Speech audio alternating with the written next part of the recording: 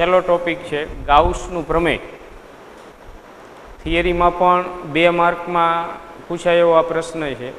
ગાઉસનું પ્રમેય લખો અને સાબિત કરો.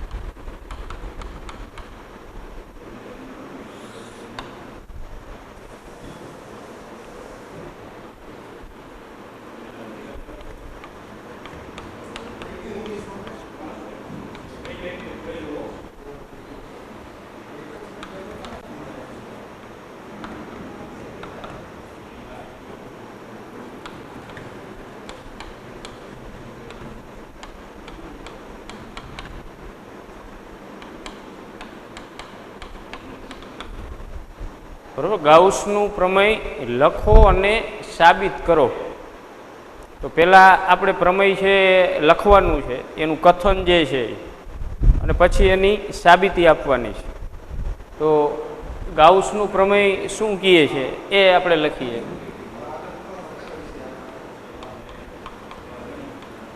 કોઈ પણ બંધ પૃષ્ઠ સાથે સંકળાયેલ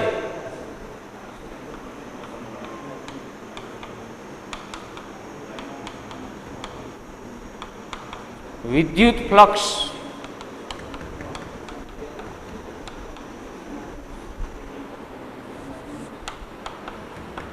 તે પૃષ્ઠ વડે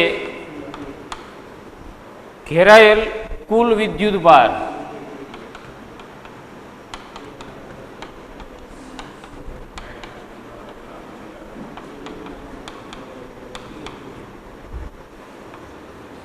અને શૂન્યાવકાશની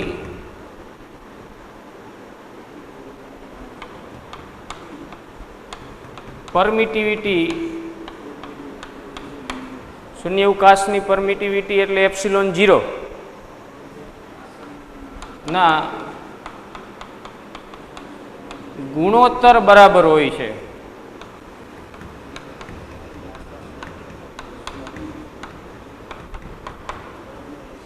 બરોબર. આપણે આગળ ફ્લક્સની વ્યાખ્યા ભણી ગયા છીએ, ફ્લક્સનું સૂત્ર પણ ભણી ગયા છે. શું અને પ્રશ્ન છે કઈ? અવાજ નથી આવતો?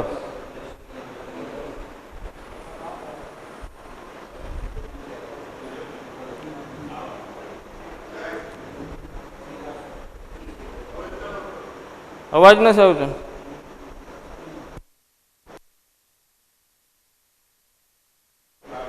આવે છે ને? ચાલો. ગાઉસનું પ્રમેય તો પહેલા છે આ કથન છે, આપણે ખાસ યાદ રાખવાનું છે.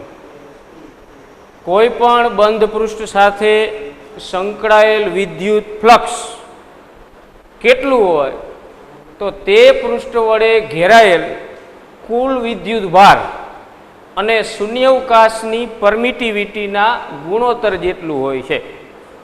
ધારો કે કોઈ બંધ પૃષ્ઠ સાથે સંકળાયેલ ફ્લક્સ ફાઈ હોય તો ગાઉસના પ્રમેય પ્રમાણે આ ફ્લક્સનું મૂલ્ય કેટલું હોય તો આ પૃષ્ઠ વડે ઘેરાયેલ કુલ વિદ્યુત ભાર, તો પૃષ્ઠ વડે ઘેરાયેલ કુલ વિદ્યુત ભાર ક્યુ અને શૂન્યાવકાશની પરમિટિવિટી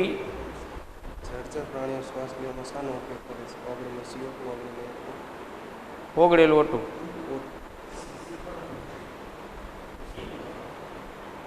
ફાઈ બરાબર ક્યુના છેદમાં એપ્સિલોન 0. આ ગાણિતિક રજૂઆત છે ગાઉસના પ્રમેયની. આ શાબ્દિક રજૂઆત છે. તો કોઈ પણ પૃષ્ઠ સાથે સંકળાયેલ ફ્લક્સ તમારે મેળવવો હોય વિદ્યુત ભારની મદદથી, વિદ્યુત ભાર આપેલો હોય અને ફ્લક્સ મેળવવો હોય ત્યારે આ ગાઉસનું પ્રમેય વાપરવું પડે. વિદ્યુત ક્ષેત્ર દ્વારા જો તમારે ફ્લક્સ મેળવવું હોય તો આ ફ્લક્સની વ્યાખ્યાવાળું જે સૂત્ર છે E vector dot delta S vector, આ પણ ફ્લક્સનું સૂત્ર છે, આ ફ્લક્સનું સૂત્ર છે. તો કયું સૂત્ર ક્યારે વાપરવું એનો પણ આપણને ખ્યાલ હોવો જોઈએ. જ્યારે વિદ્યુત ક્ષેત્ર આપેલું હોય અને તમારે ફ્લક્સ ગણવું હોય ત્યારે આ સૂત્ર વાપરવાનું. ફાઈ બરાબર E vector dot delta S vector. અને વિદ્યુત ભાર આપેલો હોય અને આપણે ફ્લક્સ મેળવવું હોય ત્યારે આપણે આ સૂત્ર વાપરશું. ફાઈ બરાબર ક્યુના છેદમાં એપ્સિલોન 0. હવે આની આપણે સાબિતી જોવાની છે.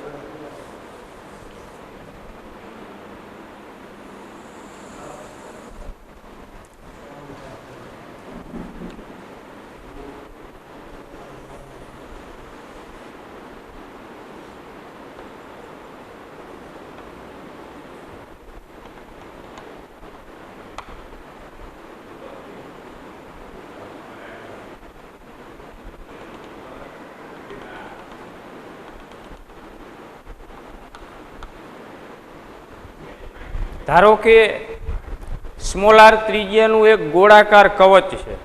ગોળાકાર કવચ એટલે પોલો ગોળો. અને આ ગોળાના કેન્દ્રમાં એક બિંદુવત વિદ્યુતભાર ક્યુ રહેલો છે. એક આપણે સ્મોલ આર ત્રિજ્યાનો પોલો ગોળો ધારેલો છે, ગોળાકાર કવચ જેને કહેવાય. અને આ કવચના કેન્દ્ર પર એક બિંદુવત ધન વિદ્યુતભાર સ્મોલ ક્યુ રાખેલો છે. તો આ ગોળાની સપાટી પરનું દરેક બિંદુ છે એ આ વિદ્યુત ભારથી એટલે કે તેના કેન્દ્રથી કેટલા અંતરે આવેલું હોય? ત્રિજ્યા જેટલા અંતરે આવેલું હોય, સ્મોલ આર જેટલા. યાદ કરો સૂત્ર, બિંદુવત વિદ્યુત ભાર ક્યુ થી આર અંતરે પી બિંદુ પાસે વિદ્યુત ક્ષેત્રની તીવ્રતા. બિંદુવત વિદ્યુત ભાર ક્યુ થી આર અંતરે પી બિંદુએ વિદ્યુત ક્ષેત્રની તીવ્રતા કેટલી હોય? તો ઈ બરાબર કે ક્યુ અપોન આર સ્ક્વેર જેટલી હોય. પણ આને તમે સદિશ સ્વરૂપે દર્શાવો એટલે E vector is equal to k q upon R square into R caret. બરોબર, બિંદુવત વિદ્યુતભાર ક્યુ થી આર અંતરે વિદ્યુત ક્ષેત્રની તીવ્રતા આટલી હોય. તો અહીંયા બિંદુવત વિદ્યુતભાર કવચના ગોળાના કેન્દ્ર ઉપર છે. એટલે ગોળાની સપાટી પરનું દરેક બિંદુ એ કેન્દ્રથી એટલે આ વિદ્યુતભારથી આર જેટલા ત્રિજ્યા જેટલા અંતરે આવેલું કહેવાય. તો આ વિદ્યુતભારનું વિદ્યુત ક્ષેત્ર આ કવચના આ ગોળાના દરેક બિંદુએ, સપાટી પરના દરેક બિંદુએ એક સમાન મૂલ્યનું હશે, પરંતુ એની દિશા છે એ જુદી જુદી હશે. બરોબર, અહીંયા કોઈ બિંદુ આવેલું હોય તો આ ક્યુને કારણે મળતું વિદ્યુત ક્ષેત્ર આ દિશામાં હોય. અહીંયા કોઈ બિંદુ આવેલું હોય તો આ ક્યુને કારણે મળતું વિદ્યુત ક્ષેત્ર છે આ દિશામાં હોય. એટલે મૂલ્ય સમાન પણ દિશા છે એ જુદી જુદી, અને દિશા અંદરથી બહારની ત્રિજ્યાવર્તી. તો આ બિંદુવત વિદ્યુતભાર ક્યુ થી આર અંતરે વિદ્યુત ક્ષેત્રની તીવ્રતા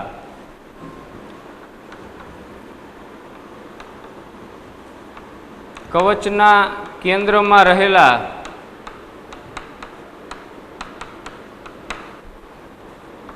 ક્યુ વિદ્યુતભારને કારણે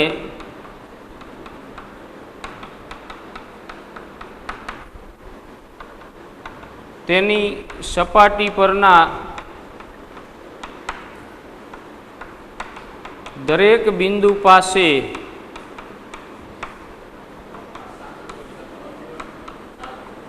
વિદ્યુત ક્ષેત્ર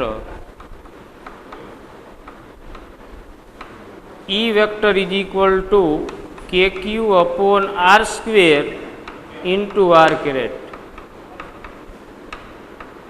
એટલે E vector is equal to k ની જગ્યાએ આપણે કિંમત મૂકીએ 1/4πε0 ક્યુ upon R square into R caret. આ એક આ કવચની સપાટી પર દરેક બિંદુએ વિદ્યુત ક્ષેત્રની તીવ્રતા છે. હવે આ ગોળાકાર કવચની સપાટી પર એક ડેલ્ટા એસ ક્ષેત્રફળ ધરાવતો સૂક્ષ્મ ખંડ આપણે લઈએ છીએ. ટોટલ જે વક્ર સપાટી છે ગોળાની, એ વક્ર સપાટીને ડેલ્ટા એસ ક્ષેત્રફળવાળા નાના નાના ખંડોમાં આપણે વિભાજિત કરીએ છીએ. એવો એક આ ખંડ છે જેનું ક્ષેત્રફળ ડેલ્ટા એસ, પણ ક્ષેત્રફળ સદિશ રાશિ છે. એને દર્શાવતો જે ક્ષેત્રફળ સદિશ છે એ સપાટીને લંબ અંદરથી બહાર, એટલે delta S vector is equal to delta S into R caret. આ ડેલ્ટા એસ સદિશ કઈ દિશામાં છે? સપાટીને લંબ અંદરથી બહારની ત્રિજ્યાવર્તી આરની દિશામાં છે. એટલે અહીંયા આપણે આર કેરેટ લખેલા છે. તો ડેલ્ટા એસ, આ બોલ્ડ એટલે સદિશ, તો delta S vector is equal to delta S આ મૂલ્ય, અને આ એ દિશાનો એકમ સદિશ છે.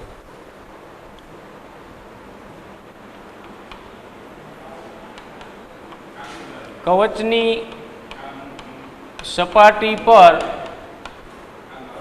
ડેલ્ટા એસ ક્ષેત્રફળ ધરાવતો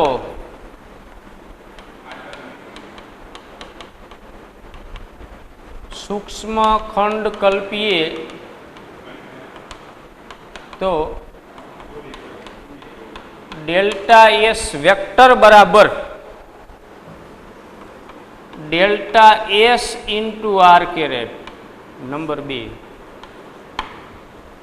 હવે આપણે જે સૂક્ષ્મ પૃષ્ઠખંડની કલ્પના કરેલી છે એની સાથે સંકળાયેલ સૂક્ષ્મ ફ્લક્સ, આપણે આખા ગોળાનું ફ્લક્સ, આખા કવચનું ફ્લક્સ એક સાથે નહીં મેળવીએ. પેલા નાનો એવો જે ખંડ આપણે લીધેલો છે પૃષ્ઠખંડ, એની સાથે સંકળાયેલ ફ્લક્સ ડેલ્ટા ફાઈ આપણે મેળવશું.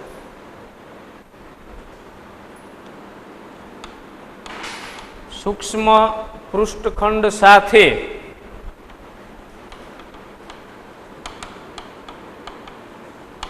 સંકળાયેલ સૂક્ષ્મ ફ્લક્સ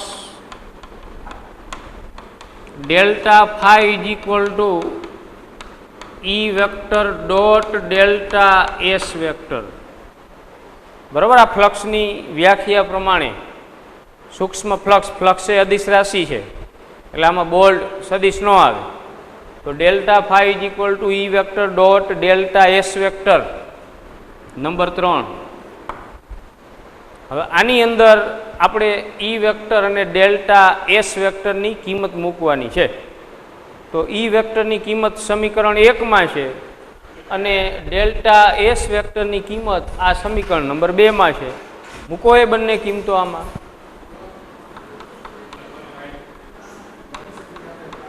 સમીકરણ 3માં સમીકરણ 1 અને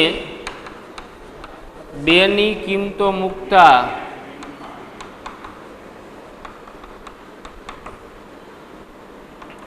delta phi is equal to E vector, E vector એટલે 1/4πε0 ક્યુ upon R square into R કેરેટ. હવે ડેલ્ટા એસ વેક્ટરની કિંમત મૂકવાની છે. ડોટ ડેલ્ટા એસ વેક્ટર એટલે r caret into delta S. હવે r caret dot r caret, R caret dot r caret, i caret dot i caret એટલે એક જ દિશાના એકમ સદિશનો ડોટ ગુણાકાર હંમેશા 1 થાય. જે કેરેટ ડોટ જે કેરેટ હોય તો 1, કે કેરેટ ડોટ કે કેરેટ હોય તો પણ 1. એટલે r caret dot r caret બરાબર 1, એટલે ડેલ્ટા ફાઈ બરાબર 1/4πε0 ક્યુ upon R square into delta S. Number 4, આ શું મળ્યું? ફ્લક્સ. પણ આખા ગોળા સાથે સંકળાયેલ ફ્લક્સ મળ્યું કે સૂક્ષ્મ પૃષ્ઠખંડ સાથે સંકળાયેલ ફ્લક્સ મળ્યું? તો આપણે જે ડેલ્ટા એસ ક્ષેત્રફળ ધરાવતો પૃષ્ઠખંડ કલ્પેલો હતો એ પૃષ્ઠખંડ સાથે સંકળાયેલ ફ્લક્સ આપણને મેળવ્યું છે. પણ આપણે તો આખા ગોળા સાથે સંકળાયેલ ફ્લક્સ મેળવવું છે. તો સમગ્ર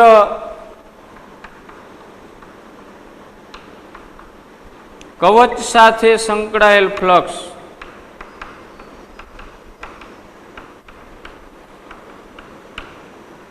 ફાઈ બરાબર sigma of all delta S to delta phi. શું કહેવા માંગે છે? આ ગોળાની સપાટી ઉપર ડેલ્ટા એસ ક્ષેત્રફળવાળા જેટલા પૃષ્ઠખંડો આવેલા છે એ દરેકના ફ્લક્સો ડેલ્ટા ફાઈ મેળવી એ બધાનો સરવાળો.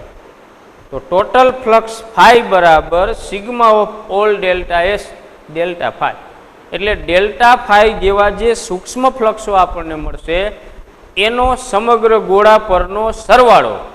એટલે ડેલ્ટા એસ ક્ષેત્રફળવાળા બધા જ પૃષ્ઠખંડોના ફ્લક્સનો સરવાળો બરાબર કુલ ફ્લક્સ. હવે આમાં મૂકો જોઈએ.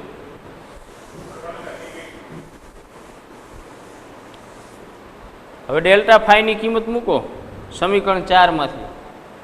કુલ ફ્લક્સ ફાઈ બરાબર sigma of all delta S delta phi. તો ડેલ્ટા ફાઈની જગ્યાએ 1/4πε0 Q/r² ઇન્ટુ ડેલ્ટા એસ. હવે આમાંથી જે અચળ છે એને આપણે બહાર કાઢી લઈએ. તો ફાઈ બરાબર Q/4πε0r² sigma of all delta S to delta S. Delta S આવા જે આપણે પૃષ્ઠખંડો લીધા છે એ બધાના ક્ષેત્રફળનો સરવાળો કરીએ એટલે કુલ ક્ષેત્રફળ થાય ને આખા ગોળાનું સમગ્ર વક્ર સપાટીનું ક્ષેત્રફળ. તો phi is equal to Q/4πε0r² sigma of all delta S એટલે કુલ ક્ષેત્રફળ. ડેલ્ટા એસ ક્ષેત્રફળવાળા જે પૃષ્ઠખંડો આપણે ગોળાની સપાટી ઉપર લીધેલા છે એ બધાનો સરવાળો એટલે ટોટલ ક્ષેત્રફળ એસ. તો phi is equal to Q/4πε0r². S ગોળાની વક્ર સપાટીનું ક્ષેત્રફળ 4πr². તો એસની જગ્યાએ 4πr². r² cancel, 4π cancel. શું વધ્યું? તો ફાઈ બરાબર Q/ε0. આ ગાઉસનું પ્રમેય આપણે સાબિત કર્યું કે કોઈ પણ બંધ પૃષ્ઠ સાથે સંકળાયેલ ફ્લક્સ તે પૃષ્ઠ વડે ઘેરાયેલ કુલ વિદ્યુત ભાર અને શૂન્યાવકાશની પરમિટિવિટી ε0ના ગુણોત્તર બરાબર હોય છે. તો આપણા માટે બંધ પૃષ્ઠ એટલે આ પોલો ગોળો. તો આ ગોળા સાથે સંકળાયેલ ફ્લક્સ કેટલું હોય? તો આ ગોળા વડે ઘેરાયેલ કુલ વિદ્યુત ભાર, ગોળાની અંદર ટોટલ વિદ્યુત ભાર કેટલો છે? Q જેટલો. એટલે ગોળા વડે ઘેરાતો કુલ વિદ્યુત ભાર Q અને શૂન્યાવકાશની પરમિટિવિટી ε0 આ બંનેના ગુણોત્તર જેટલું ફ્લક્સ હોય. અહીંયા તમારે ખાસ યાદ રાખવાનું, ગાઉસનું પ્રમેય વાપરવું હોય એટલે ફરજિયાત બંધ પૃષ્ઠ લેવું પડે. એવું બંધ પૃષ્ઠ.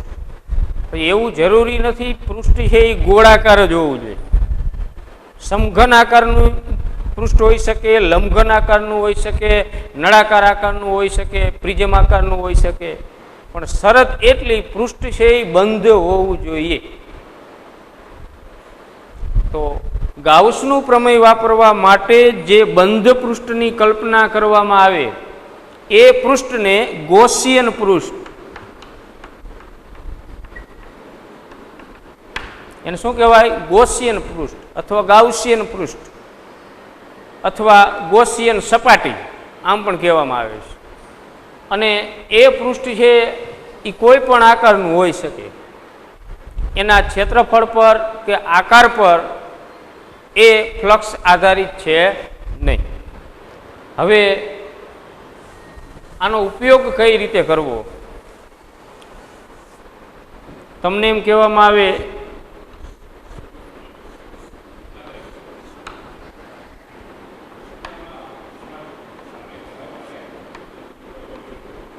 કે સમઘનના કેન્દ્ર ક્યુ પર સમઘનના કેન્દ્ર પર એક ક્યુ વિદ્યુતભાર મૂકેલો છે. સમઘન એના કેન્દ્ર ઉપર બિંદુવત વિદ્યુતભાર ક્યુ. હવે તમને એમ કહેવામાં આવે કે આ સમઘનમાંથી બહાર આવતું ફ્લક્સ શોધો, તો તરત આપણા મગજની અંદર લાઇટ થઈ જવી જોઈએ કે આપણે ફ્લક્સ મેળવવાનું છે, પણ વિદ્યુત ભાર આપેલો છે અને ફ્લક્સ મેળવવાનું છે.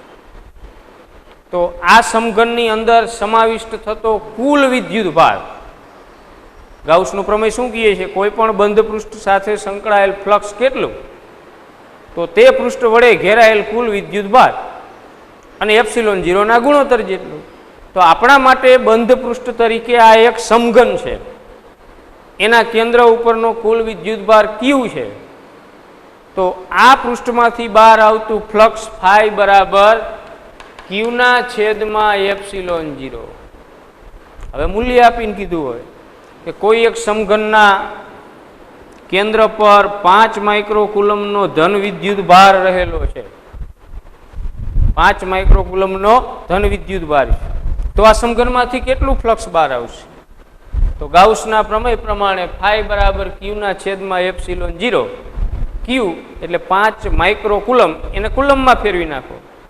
એપ્સિલોન 0 ની કિંમત મૂકી દો 8.854 ગુણ્યા 10⁻12, જે આવે એ ફ્લક્સ. ત્યાર પછી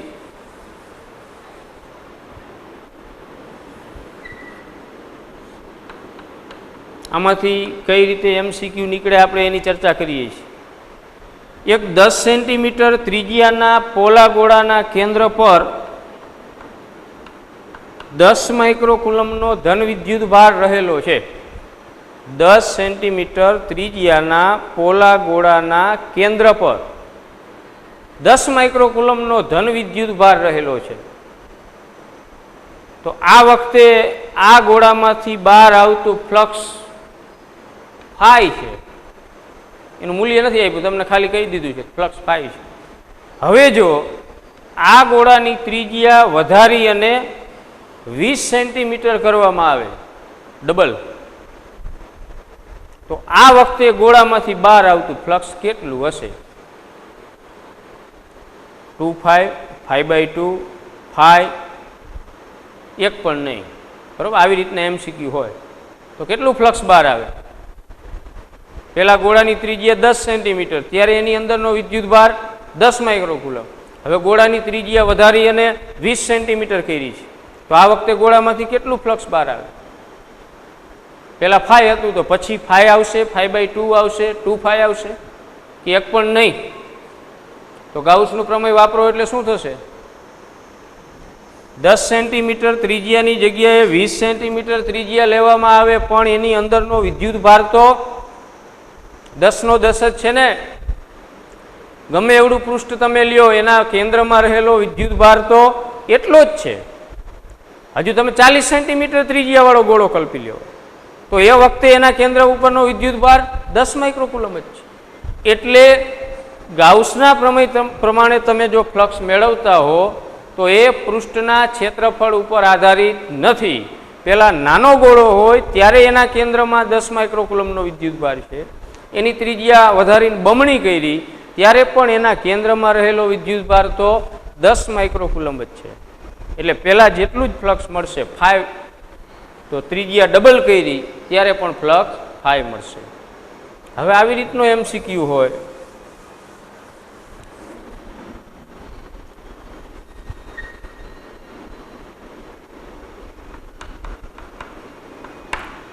કોઈ એક ગોળાના કેન્દ્ર પર 5 માઇક્રોકુલમનો ધન વિદ્યુત ભાર રહેલો છે.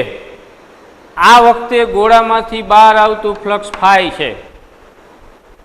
હવે આ ગોળાના કેન્દ્ર પર બીજો એક -5 માઇક્રોકુલમનો વિદ્યુત ભાર દાખલ કરવામાં આવે છે. તો આ વખતે ગોળામાંથી બહાર આવતું ફ્લક્સ કેટલું હશે? શું થાય? પેલા ખાલી 5 માઇક્રોકુલમનો ધન વિદ્યુત ભાર જ હતો, ત્યારે ગોળામાંથી બહાર આવતું ફ્લક્સ ફાઈ. હવે બીજો એક -5 માઇક્રોકુલમનો વિદ્યુતભાર અંદર મૂકવામાં આવે છે, તો હવે ગોળા વડે ઘેરાયેલ કુલ વિદ્યુતભાર કેટલો? 10 માઇક્રોકુલમ થાય, +5 ને -5 0. તો આ વખતે ગોળા વડે ઘેરાયેલ કુલ વિદ્યુતભાર કેટલો થશે? 0. માટે ફ્લક્સ 0. ફાઈ બરાબર Q/ε0. હવે ગોળા વડે ઘેરાયેલ કુલ વિદ્યુતભાર 0 છે, એટલે ફ્લક્સ 0. ચાલો આવ્યો અંદરનો વિદ્યુતભાર તમારે ગણવાનો, ટોટલ વિદ્યુતભાર કેટલો છે. હવે એમ કહેવામાં આવે કોઈ એક ગોળાના કેન્દ્ર પર વિદ્યુત ડાયપોલ મૂકવામાં આવે. આ એક પોલો ગોળો છે, એના કેન્દ્ર પર વિદ્યુત ડાયપોલ મૂકેલી છે. તો આ વખતે ગોળામાંથી બહાર આવતું ફ્લક્સ કેટલું? તો ડાયપોલનો કુલ વિદ્યુતભાર કેટલો થાય? +Q બીજો -Q એટલે સરવાળો 0. માટે ફ્લક્સ છે એ 0 થશે.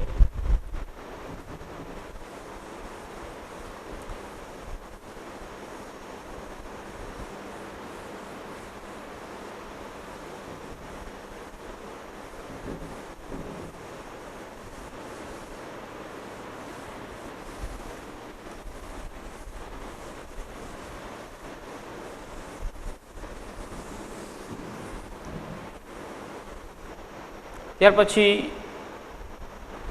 આવી રીતે આપણને આપેલું છે Q1, Q3, Q2, Q4, Q5, Q6 વિદ્યુતભારોનું અસતત વિતરણ છે. બિંદુવત વિદ્યુતભારો છૂટા છૂટા ગોઠવાયેલા છે. એની અંદર એક આ બંધ પૃષ્ઠ છે. હવે તમને એમ કહેવામાં આવે છે કે આ પૃષ્ઠ સાથે સંકળાયેલ વિદ્યુત ફ્લક્સ શોધો. તો અહીંયા વિદ્યુત ભાર દ્વારા ફ્લક્સ મેળવવાનું છે કે વિદ્યુત ક્ષેત્ર દ્વારા ફ્લક્સ મેળવવાનું છે? તો વિદ્યુત ભાર દ્વારા, એટલે ગાઉસનું પ્રમેય વાપરવાનું થાય. તો ગાઉસના પ્રમેય પ્રમાણે ફાઈ બરાબર Q/ε0. Q એટલે આપેલ જે બંધ પૃષ્ઠ છે, ગાઉસિયન પૃષ્ઠ છે, એની અંદરનો કુલ વિદ્યુત ભાર. તો ટોટલ વિદ્યુત ભારો તો Q1, Q2, Q3, Q4, Q5, Q6 છે. પણ પૃષ્ઠની અંદર કેટલા છે? બધા વિદ્યુત ભારો પૃષ્ઠની અંદર આવેલા છે? પૃષ્ઠની અંદર બે જ વિદ્યુત ભારો છે. કયા કયા? Q2 અને Q4.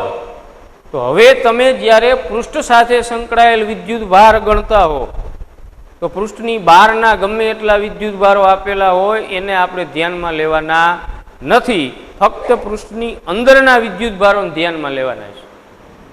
તો ફ્લક્સ ફાઈ બરાબર પૃષ્ઠ વડે ઘેરાયેલ કુલ વિદ્યુતભાર એટલે Q2 + Q4 આ બેનો સરવાળો છેદમાં ε0. બહારના વિદ્યુત ભારોને ગણવાના નથી.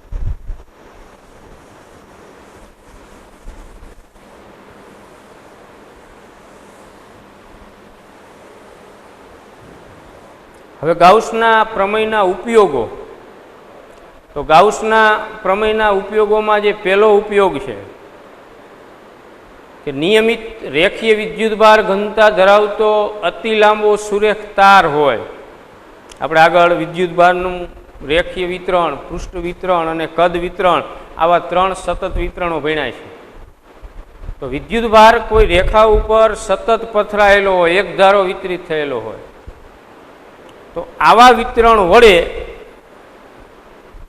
આર અંતરે આવેલા કોઈ બિંદુએ વિદ્યુત ક્ષેત્રની તીવ્રતા મેળવવી હોય તો એ સરળતાથી મેળવી શકાય છે. એટલે ગાઉસના પ્રમેયના ઉપયોગોમાં પહેલો ઉપયોગ નિયમિત રેખીય વિદ્યુતભાર ઘનતા ધરાવતા અતિ લાંબા તાર વડે ઉદ્ભવતું વિદ્યુત ક્ષેત્ર શોધવું. એટલે સમમિતીય વિદ્યુતભાર વિતરણ હોય, રેખીય વિતરણ, પૃષ્ઠ વિતરણ, કદ વિતરણ, આ સમમિતીય વિતરણો છે. એના વડે ઉદ્ભવતા વિદ્યુત ક્ષેત્રો છે એ ગાઉસનું પ્રમેય વાપરી અને સરળતાથી મળે છે. ઓમાં જે આપણે રેખાને નાના નાના ખંડોમાં વિભાજિત કરતા હતા, એક ખંડ વડે મળતું વિદ્યુત ક્ષેત્ર ડીઈ લઈ અને એનું સમગ્ર રેખા ઉપર સંકલન અથવા આપણે સરવાળો સિગ્માના સ્વરૂપમાં, તો ગાઉસનું પ્રમેય વાપરવા માટે એવી કોઈ માથાકૂટ કરવામાં આવતી નથી, એકદમ સરળતાથી આપણને વિદ્યુત ક્ષેત્ર મળે છે. તો ગાઉસના પ્રમેયનો પહેલો ઉપયોગ છે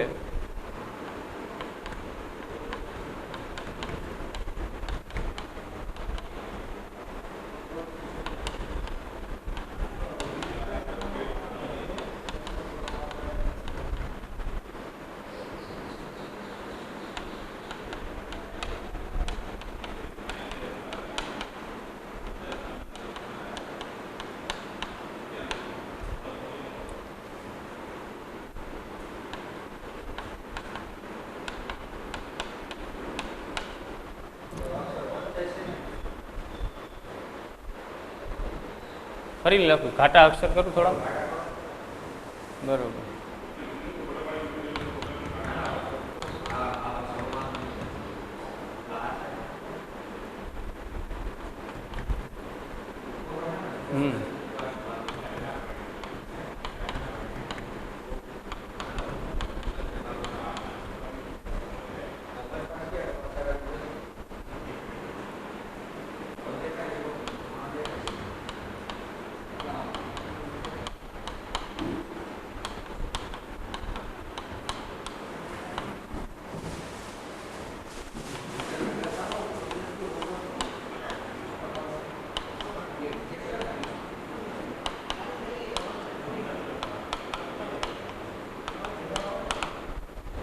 નિયમિત રેખીય વિદ્યુતભાર ઘનતા ધરાવતા અતિ લાંબા તાર વડે, અનંત લંબાઈના તાર વડે ઉદ્ભવતું વિદ્યુત ક્ષેત્ર આપણે મેળવવું છે.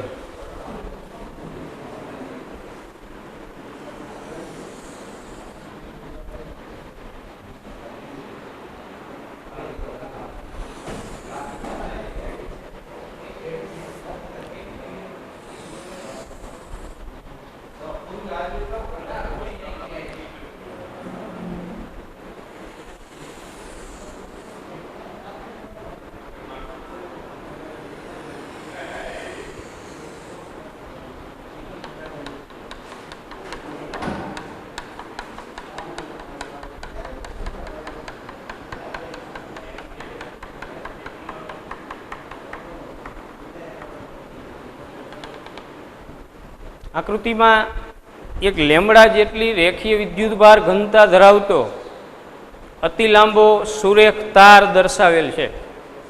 આ તાર પર વિદ્યુતભારની રેખીય ઘનતા લેમડા છે. તો રેખીય ઘનતા કોને કહેવાય? આપણે આગળના ટોપિકમાં ચર્ચા કરી હતી. Lambda is equal to Q by L, એકમ લંબાઈ દીઠ રહેલો વિદ્યુતભાર. રેખા ઉપરનો જે કુલ વિદ્યુતભાર છે ક્યુ, એને તમે લંબાઈ વડે ભાગી નાખો એટલે 1 મીટર દીઠ રહેલો વિદ્યુતભાર મળે, જેને રેખીય ઘનતા કહેવાય. હવે જો વિદ્યુતભાર મેળવવો હોય ક્યુ, તો ક્યુ બરાબર લેમડા ઇન્ટુ એલ. એકમ લંબાઈમાં 1 મીટરની અંદર લેમડા જેટલો વિદ્યુતભાર હોય, એલ મીટરમાં કેટલો હોય? Lambda L. આનો આપણે આગળ ઉપયોગ કરવાનો છે. તો આકૃતિ 1માં લેમડા જેટલી નિયમિત રેખીય વિદ્યુતભાર ઘનતા ધરાવતો અતિ લાંબો સુરેખ તાર દર્શાવેલો છે. અહીંયા આ તાર પર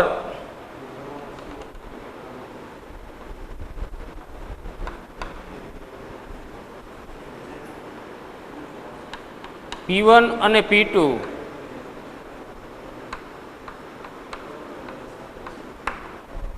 એ બે સૂક્ષ્મ ખંડો દર્શાવેલા છે. તારની લંબાઈ એલ હોય તો ડેલ્ટા એલ લંબાઈના બે નાના નાના ખંડો અહીંયા આપણે લીધેલા છે. અહીંથી આ P1 અને નીચે એટલા જ અંતરે P2, જેની લંબાઈ કેવી છે? અતિ સૂક્ષ્મ. તો આ સૂક્ષ્મ લંબાઈનો જે ખંડ છે એના ઉપર કંઈક ચોક્કસ વિદ્યુતભાર હશે, સૂક્ષ્મ વિદ્યુતભાર. એકમ લંબાઈની અંદર જો લેમડા જેટલો વિદ્યુતભાર હોય તો આ જે P1 ખંડ, એની લંબાઈ ધારો કે ડેલ્ટા એલ છે. તો એકમ લંબાઈની અંદર લેમડા જેટલો વિદ્યુતભાર હોય તો આ ડેલ્ટા એલ લંબાઈના ખંડમાં કેટલો વિદ્યુતભાર હોય? Lambda into delta L. એ વિદ્યુતભાર એટલે ડેલ્ટા ક્યુ. સમજાણું? ટોટલ વિદ્યુતભાર ક્યુ છે, પણ એ તો આખા તાર ઉપર પથરાયેલો છે. હવે તારને આપણે નાના નાના ડેલ્ટા એલ લંબાઈના સૂક્ષ્મ ટુકડાઓમાં વિભાજિત કરીએ સૂક્ષ્મ ખંડોની અંદર, તો આ એક ડેલ્ટા એલ લંબાઈના ખંડ ઉપર કેટલો વિદ્યુતભાર આવે? એકમ લંબાઈમાં લેમડા, તો ડેલ્ટા એલ લંબાઈમાં લેમડા ઇન્ટુ ડેલ્ટા એલ, એટલે આપણને સૂક્ષ્મ વિદ્યુતભાર ડેલ્ટા ક્યુ મળે. તો આ P1 જે ખંડ લીધેલો છે એના ઉપરનો વિદ્યુતભાર એ ડેલ્ટા ક્યુ, આ P2 જે ખંડ લીધેલો છે તારનો સૂક્ષ્મ ટુકડો એના ઉપરનો વિદ્યુતભાર પણ ડેલ્ટા ક્યુ છે. તો આ બંને ખંડના જે ડેલ્ટા ક્યુ વિદ્યુતભારો છે એના લીધે તારથી આર જેટલા લંબ અંતરે P બિંદુએ ઉદ્ભવતું વિદ્યુત ક્ષેત્ર, તો આનું વિદ્યુત ક્ષેત્ર અહીંયા આ દિશામાં હશે ડેલ્ટા ઈ વેક્ટર. અહીંયા જે વિદ્યુતભાર આવશે આ P2 ખંડ પાસે, P2 ખંડ ઉપરનો જે વિદ્યુતભાર છે એના કારણે P બિંદુએ ઉદ્ભવતું વિદ્યુત ક્ષેત્ર. અહીંયા તમે એકમ ધન વિદ્યુતભારની કલ્પના કરો તો આના ઉપરનો જે ડેલ્ટા ક્યુ વિદ્યુતભાર છે એ અહીંયા કેવું બળ લગાડે? એકમ ધન વિદ્યુતભાર ઉપર અપાકર્ષી. આમ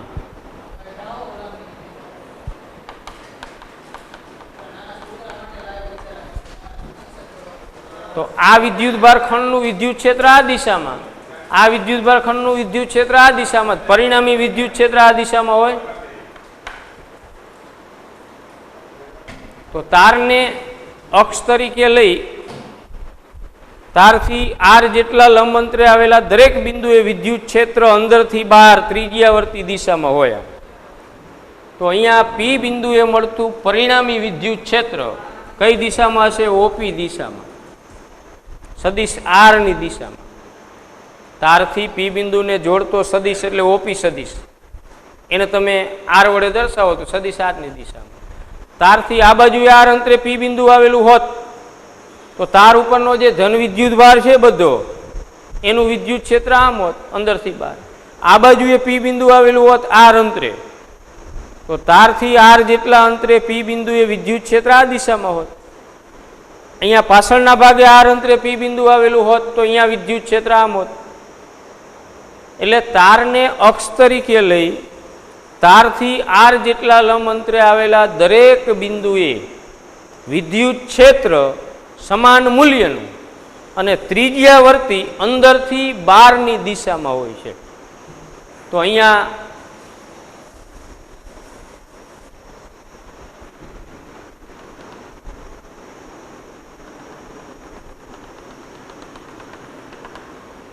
તારને આપણે કેન્દ્ર તરીકે લઈ તારની ફરતે આર ત્રિજ્યાનું એક વર્તુળ કલ્પી લઈએ તો આ વર્તુળનું પ્રત્યેક બિંદુ છે એ તારથી કેટલા અંતરે આવેલું હોય? આર જેટલા અંતરે આવેલું. એટલે આ વર્તુળના પરિઘ પરના દરેક બિંદુએ તાર વડે ઉદ્ભવતું વિદ્યુત ક્ષેત્ર સમાન મૂલ્યનું પણ દિશા ત્રિજ્યાવર્તી અંદરથી બહારની તરફની હશે. હવે ગાઉસનું પ્રમેય વાપરી અને આ વિદ્યુત ક્ષેત્ર આપણે મેળવવું છે.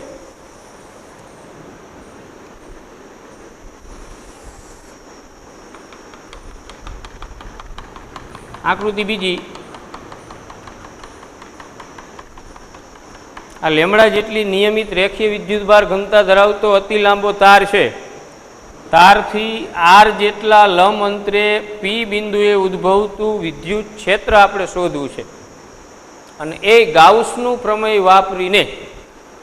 તો આ યાદ રાખવાનું, ગાઉસનું પ્રમેય વાપરવું એટલે પહેલી આવશ્યકતા ગાઉસિયન પૃષ્ઠ, બંધ પૃષ્ઠ આપણે કલ્પવું પડે. તો અહીંયા બંધ પૃષ્ઠ તરીકે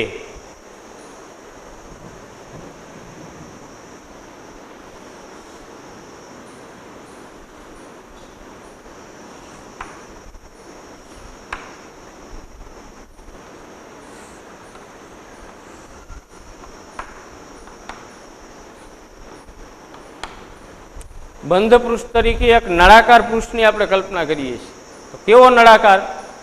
કે જેની અક્ષ તરીકે આ તાર છે, વિદ્યુતભારિત જે તાર છે એને આપણે અક્ષ તરીકે લઈ તેની ફરતે આર ત્રિજ્યાનું અને એલ લંબાઈનું એક નળાકાર આકારનું બંધ પૃષ્ઠ આપણે કલ્પીએ છીએ. તો આ નળાકાર આકારનું બંધ પૃષ્ઠ એટલે આપણું ગાઉસિયન પૃષ્ઠ. ખ્યાલ આવ્યો કેવી રીતે ગાઉસિયન પૃષ્ઠ કલ્પવાનું છે? આજે વિદ્યુતભારિત તાર છે એને અક્ષ તરીકે લેવાનું છે. તાર એટલે એ અક્ષ, એની ફરતે નળાકાર આકારનું બંધ પૃષ્ઠ, પણ કેવો નળાકાર કે જેની ત્રિજ્યા r હોય અને લંબાઈ l હોય. તો તારને અક્ષ તરીકે લઈ તારની ફરતે r ત્રિજ્યા અને l લંબાઈનું નળાકાર આકારનું બંધ ગાઉસિયન પૃષ્ઠ આપણે કલ્પીએ. આવી રીતે બરોબર, પેક છે ઉપર નીચેથી બંધ નળાકાર, અને આ વક્ર સપાટી. હવે આ નળાકાર આકારના ગાઉસિયન પૃષ્ઠમાંથી બહાર આવતું ફ્લક્સ આપણે મેળવવું છે. તો આ નળાકારને ટોટલ 3 સપાટીઓ છે. એ 3 સપાટીમાં આ 2 વર્તુળાકાર આડછેદ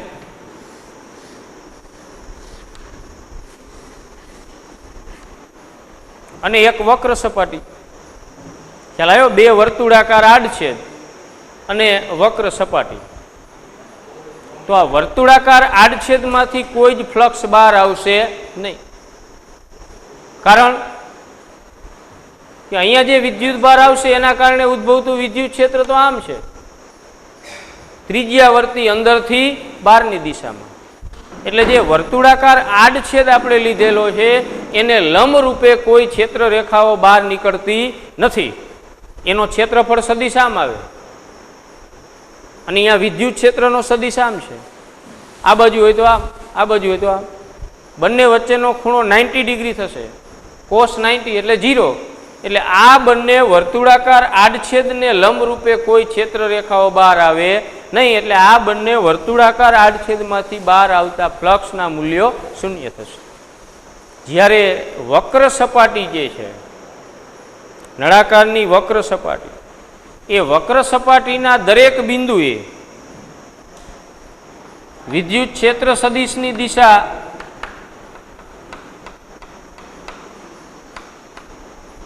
અને ક્ષેત્રફળ સદિશની દિશા બંને એક થશે.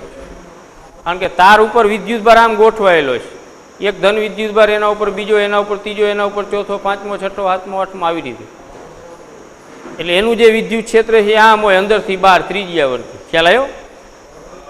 એટલે જે વક્ર સપાટી આપણે લીધેલી છે એ વક્ર સપાટીના દરેક બિંદુએ ક્ષેત્રફળ સદિશ સપાટીને લંબ અંદરથી બહાર, અને વિદ્યુત ક્ષેત્રનો સદિશ પણ સપાટીને લંબ અંદરથી બહાર. આ બાજુનો ભાગ તમે લ્યો આમ વક્રાકાર, તો એના માટે ક્ષેત્રફળ સદિશ સપાટીને લંબ અંદરથી બહાર, અને ઓલો વિદ્યુત ક્ષેત્ર સદિશ સપાટીને લંબ અંદરથી બહાર. તો વિદ્યુત ક્ષેત્ર સદિશ અને ક્ષેત્રફળ સદિશ બંને એક જ દિશામાં છે.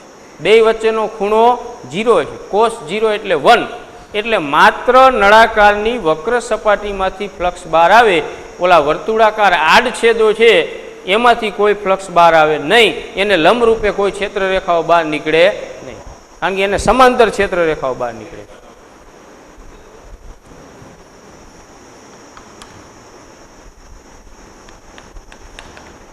ધારો કે તારથી r જેટલા લંબ અંતરે P બિંદુ પાસે ઉદ્ભવતું વિદ્યુત ક્ષેત્ર શોધવું છે.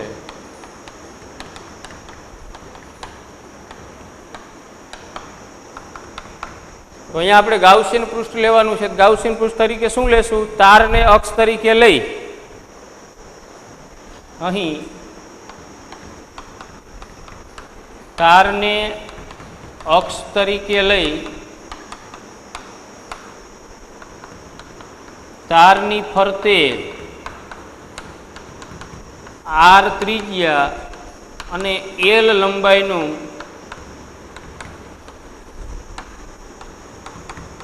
નળાકાર આકારનું બંધ પૃષ્ઠ કલ્પીએ. આ નળાકાર આકારનું બંધ પૃષ્ઠ એટલે જ આપણું ગાઉસિયન પૃષ્ઠ. આ નળાકાર આકારના બંધ પૃષ્ઠના આ નળાકાર આકારના બંધ પૃષ્ઠના બંને વર્તુળાકાર આડછેદમાંથી બહાર આવતું ફ્લક્સ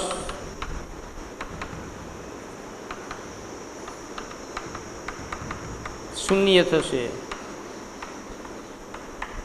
બરાબર, બંને વર્તુળાકાર આડછેદમાંથી બહાર આવતું ફ્લક્સ શૂન્ય, માત્ર વક્ર સપાટીમાંથી ફ્લક્સ બહાર આવશે.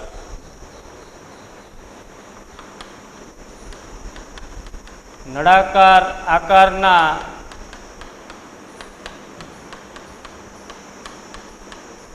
ગાઉસિયન પૃષ્ઠની વક્ર સપાટીમાંથી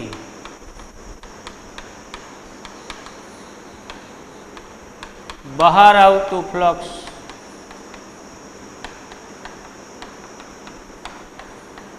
ફાઈ બરાબર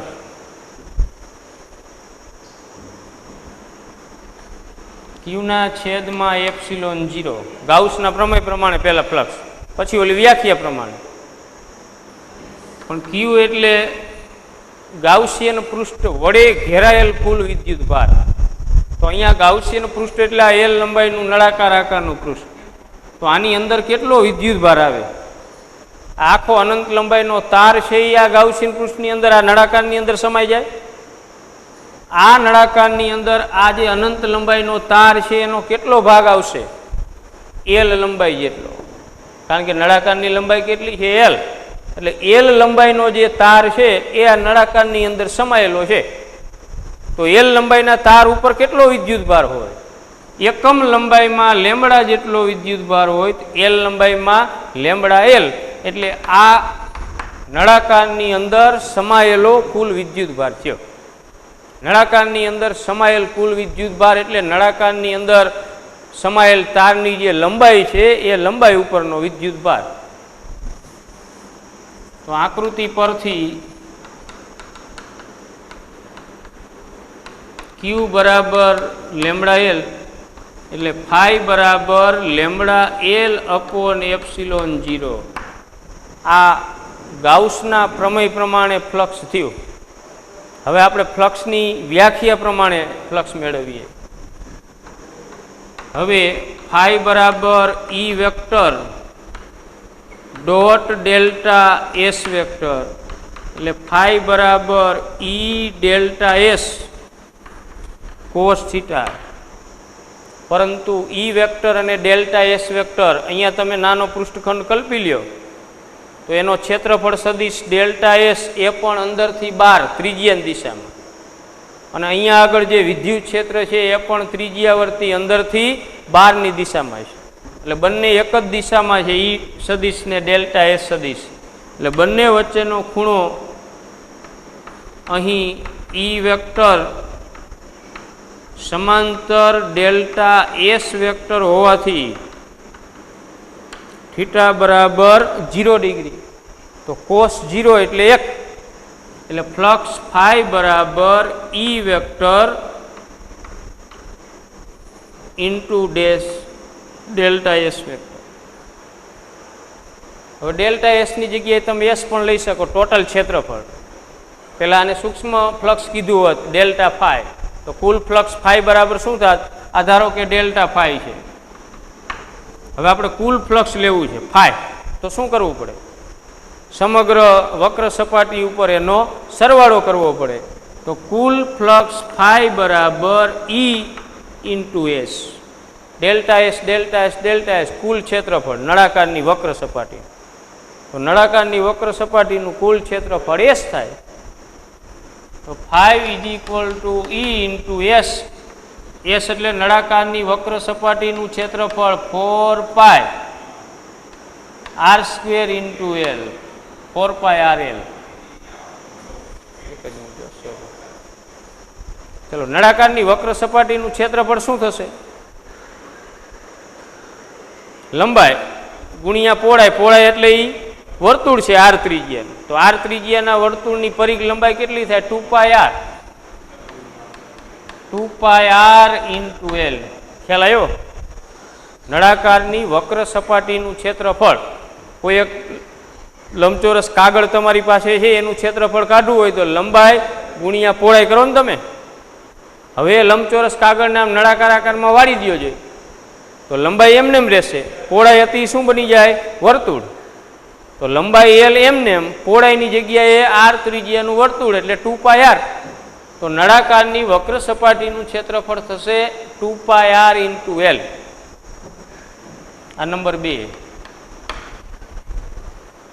અને સીધું જ તમે અહીંયા ડેલ્ટા ફાઈ વાળું સ્ટેપ ન મૂકો અને સીધું ફાઈ વાળું સ્ટેપ મૂકો તો પણ ચાલે, બરોબર. ફાઈ બરાબર ઈ ડોટ એસ ક્ષેત્રફળ સદિશ એટલે ઈ S cos theta, theta 0 cos 0 એટલે 1 એટલે સીધું જ ફાઈ બરાબર E into S.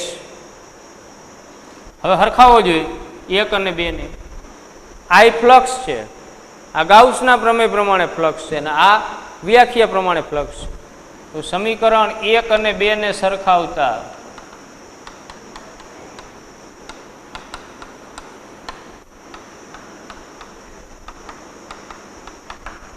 Lambda L upon epsilon 0 is equal to E into 2πrl. L cancel, E ને સૂત્રનો કરતા બનાવો એટલે લેમડા અપોન 2πε0r આ મૂલ્ય થયું. લેમડા જેટલી રેખીય વિદ્યુતભાર ઘનતા ધરાવતો અતિ લાંબો કોઈ તાર હોય તો એ તારથી આર જેટલા લંબ અંતરે કોઈ પણ બિંદુએ વિદ્યુત ક્ષેત્ર ઈ બરાબર લેમડા અપોન 2πε0r સદિશ સ્વરૂપે રાખો. ઈ વેક્ટર અથવા ઈ બોલ્ટ બરાબર lambda upon 2πε0r into R caret. R caret શા માટે? તો તારનું વિદ્યુત ક્ષેત્ર છે એ તારની લંબાઈની દિશામાં ક્યારેય ન હોય, લંબાઈને લંબ રૂપે અંદરથી બહાર ત્રિજ્યાની દિશામાં. એટલે E vector is equal to lambda upon 2πε0r into R caret. અંતરના વ્યસ્ત પ્રમાણમાં છે.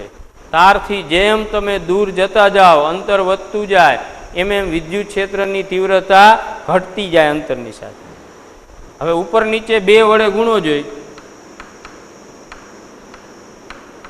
ઈ વેક્ટર બરાબર 2 lambda upon 4πε0r into R caret. ઉપર નીચે 2 વડે ગુણ્યા તો શું થઈ ગયું? 4πε0 છેદમાં તો 1/4πε0 એટલે તો કે. તો ઈ વેક્ટર બરાબર 2k lambda upon R into R caret. આ દાખલા અને એમસીક્યુ માટે આ સૂત્ર યાદ રાખવાનું છે. લેમડા જેટલી રેખીય વિદ્યુતભાર ઘનતા ધરાવતો અતિ લાંબો કોઈ તાર હોય એ તારથી આર જેટલા લંબ અંતરે કોઈ બિંદુએ વિદ્યુત ક્ષેત્રની તીવ્રતા કેટલી? તો ઈ વેક્ટર બરાબર 2k lambda upon R into R caret. મૂલ્ય રાખો તો એકમ સદિશ નો આવે, અહીંયા સદિશ નો આવે, ખાલી મૂલ્ય જ હોય તો ઈ બરાબર 2k લેમડા અપોન આર. પછી કે ની કિંમત 1/4πε0 છે. એટલે આ યાદ રાખવાનું, અતિ લાંબા વિદ્યુત ભારિત તારથી આર જેટલા લંબ અંતરે વિદ્યુત ક્ષેત્રની તીવ્રતા 2k લેમડા અપોન આર. સદિશ સ્વરૂપે હોય તો 2k lambda upon R into R caret. તારની લંબાઈને લંબ રૂપે હોય.